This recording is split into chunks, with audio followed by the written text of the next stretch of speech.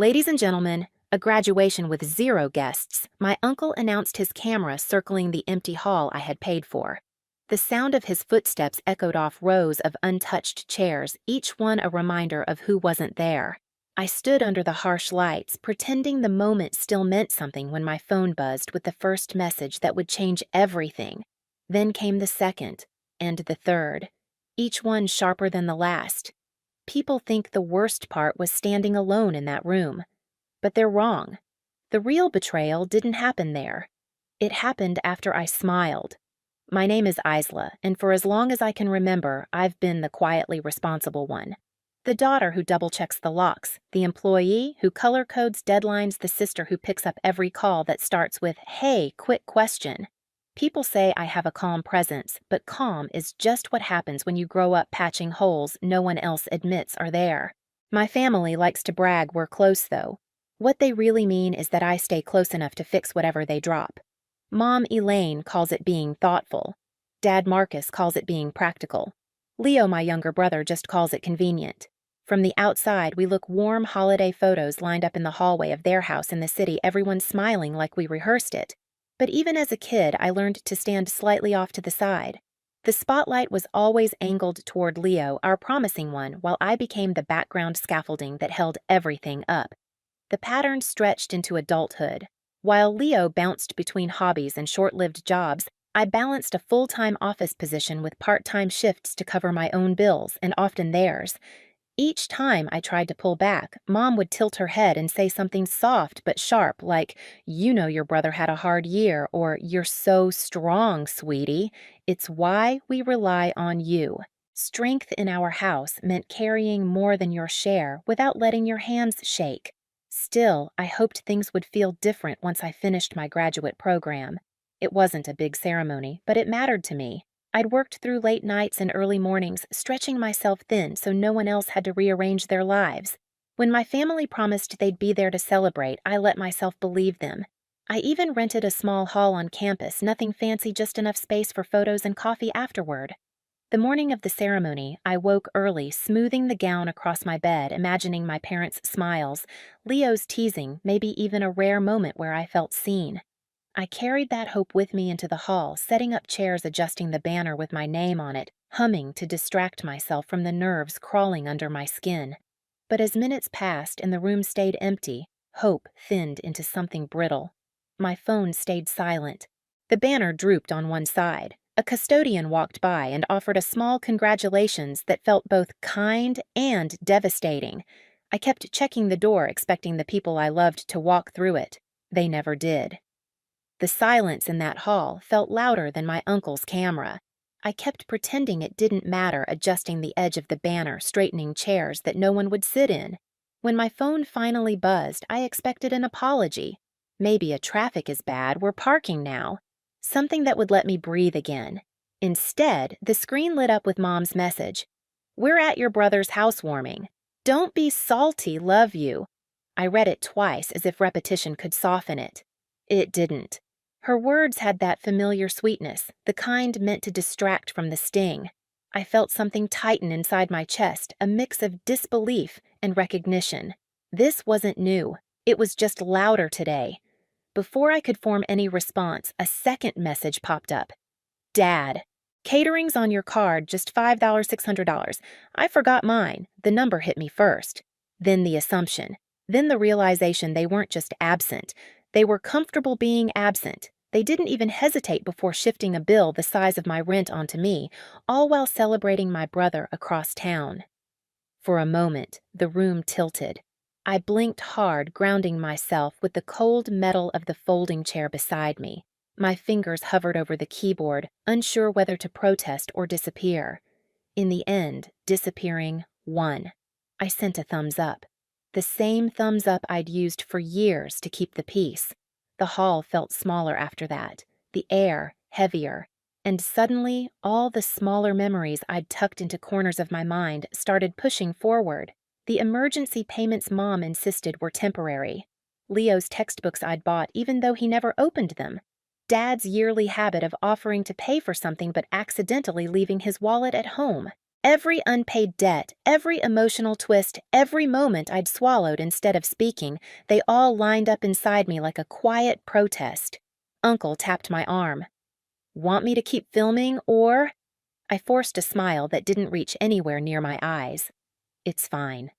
He nodded and walked out the door, clicking shut behind him. The hum of the overhead lights filled the space again, steady and indifferent. I sat on the edge of the stage gown, pooling around my knees, and tried to understand why this moment hurt more than all the others combined. Maybe it was because I had hoped. Maybe it was because deep down I believed that finishing this program would finally earn me a seat at the same table where Leo had been fed praise his whole life. But as I stared at that empty room, I realized something sharp and undeniable hope had made me complicit. By the time I walked out of the hall, the hurt had cooled into something else. Not rage, not yet, but a clarity I'd never allowed myself to feel before. Something in me had shifted. I just didn't know then that shift would become the fault line that changed everything. The walk home felt longer than usual, even though I'd taken the same streets for years. The city was warm with spring people carrying bouquets and posing for their own graduation photos. I kept my gaze forward as if looking too closely at someone else's happiness might crack whatever was holding me together. When I finally stepped into my apartment, the silence hit me like a second betrayal. I set my gown over a chair and stood there unsure what to do with my hands, my breath any of it. The ceremony was supposed to be a beginning. Instead, it felt like a mirror held up to everything I had been pretending not to see. I placed my phone face down on the counter. It buzzed again, Leo posting another video from his housewarming people laughing under string lights, a table full of catered food I had apparently funded. He wrote family first with a smirking emoji. The words hollowed out my stomach. I opened my planner, the same one I used to color code meetings and part-time shifts, and pulled out the stack of bills I kept tucked inside the back pocket. Payments highlighted in different colors, transfers marked with dates, notes scribbled in margins temporary, just this once they'll pay me back. Looking at the pages felt like looking at a map of every time I'd chosen them over myself. A map of my own erasure. I spread everything across the table. The surface disappeared under receipts, statements, and the quiet truth of what I had carried for years. I hadn't realized the pattern until now, how each favor had been disguised as love, how each sacrifice had been expected the moment I proved I could handle the weight. My phone buzzed again. This time I picked it up, not to answer, just to listen to the vibration echo across the wood, a reminder that they could reach me any time, but I had never been allowed to reach back with my own needs. I dialed one number. Aunt Ruth answered on the first ring. "Are you home?" she asked, her voice already knowing. "Yes. Did something happen?" I let out a slow breath. "It's not one thing. It's everything." She arrived 20 minutes later with a grocery bag and the steady presence of someone who has survived her own storms. When she saw the table, she didn't gasp or panic. She just nodded as if confirming something she had suspected all along. "They've been taking advantage of you," she said. Her voice wasn't accusatory, it was freeing. We sat for hours going through the numbers, the messages, the moments that led me here. With every page I flipped, the fog lifted. This wasn't love. This wasn't family. Not the kind that protects you. And somewhere between the highlighted dates and the hollow apologies I'd saved over the years, a new thought formed, quiet, steady, undeniable. If they could treat me like a resource, I could treat the truth like a boundary. By the time Aunt Ruth left, I had a plan. Not revenge, correction. A line drawn clearly for the first time in my life. The morning I put my plan into motion, the city felt strangely quiet, like the air was holding its breath for me. I'd spent the night assembling everything, copies of payments, summaries of bills. I'd covered notes of transfers I'd made over the years. Not every detail, not every receipt, just enough to make a point so clear it couldn't be twisted into something else. Each folder went into a plain shipping box, clean, neat, honest. Honesty, I realized, is louder than anger when you lay it out in numbers. On top of every stack, I placed the same note printed on thick white paper. From today forward, I no longer pay for anyone but myself. Simple, non-negotiable. My handwriting had never looked steadier. When the courier arrived to pick up the boxes, I almost expected him to ask what was inside. He didn't. He just scanned the labels Leo's address and said, "They'll get these within the hour." Perfect. I replied, surprising myself with the calm in my voice.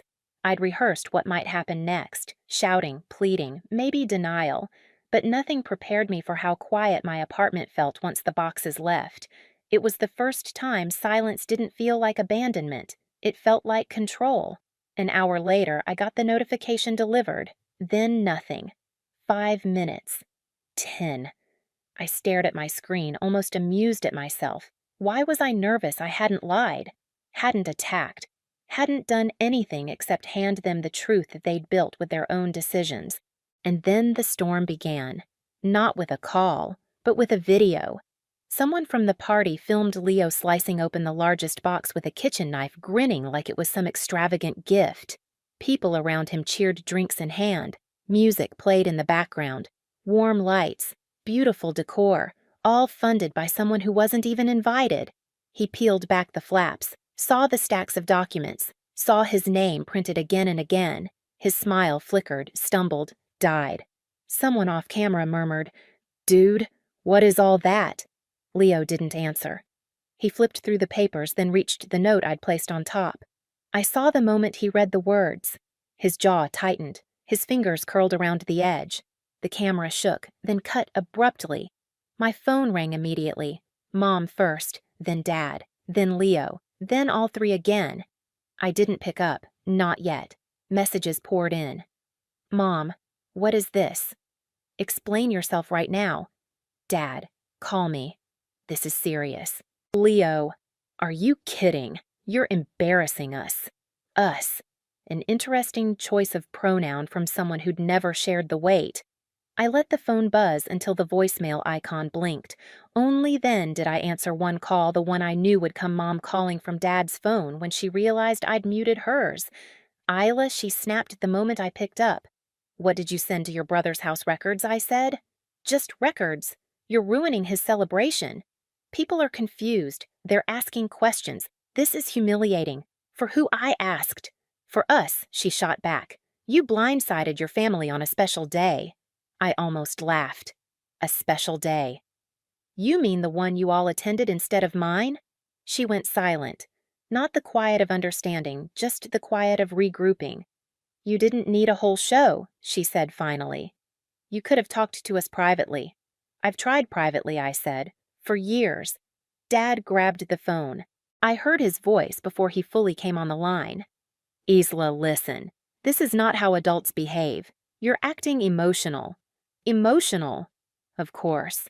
I kept my voice steady. "You charged over $5,000 to my card yesterday without asking." "I told you I forgot mine," he said, as if that excused everything.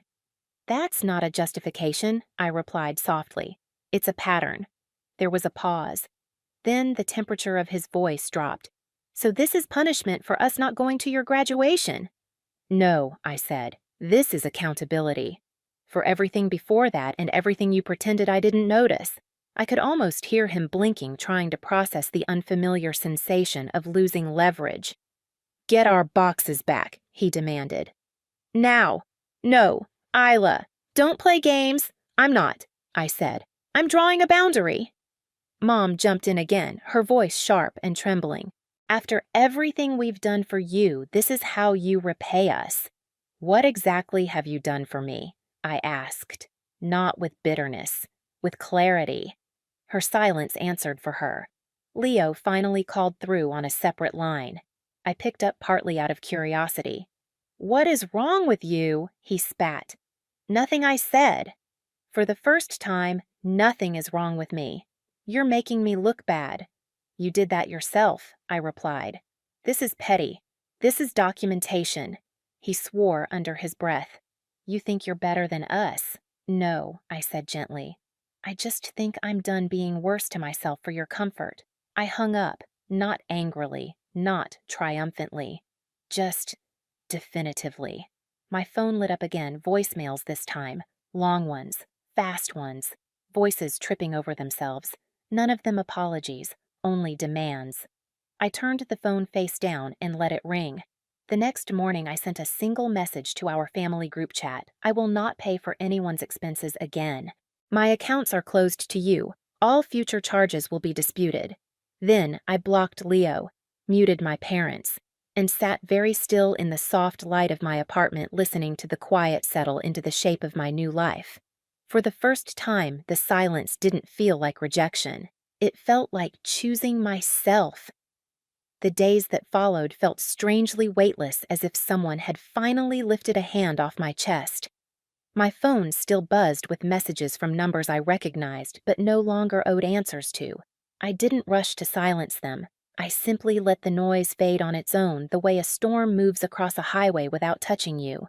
I spent my time doing things I hadn't allowed myself before: slow mornings walks, without checking my notifications, buying a coffee, without calculating how many family emergencies I was carrying that month. My bank app was suddenly simple, clean, mine. Dad tried once more, sending a partial repayment labeled a start. The old version of me might have accepted it just to keep the peace. Instead, I mailed it back with a short, steady note. Payments must match what's owed, not what feels convenient. It was the first time financial clarity felt like emotional clarity, too. Mom left a voicemail that wavered between guilt and nostalgia, but I recognized the pattern now. A story meant to pull me back into the role I'd outgrown. I saved it not out of sentiment, but as a reminder of why the boundary had to exist. And quietly in the background of all this, something unexpected happened. I felt proud. Not for the confrontation, but for surviving the years before it. In the end, choosing myself didn't feel like rebellion. It felt like finally telling the truth out loud. My family may never understand the line I drew, but I'm standing on the right side of it, breathing easier than I have in years. If any part of my story echoes something in your life, share it below. And if you want more stories like this, subscribe so you don't miss the next one.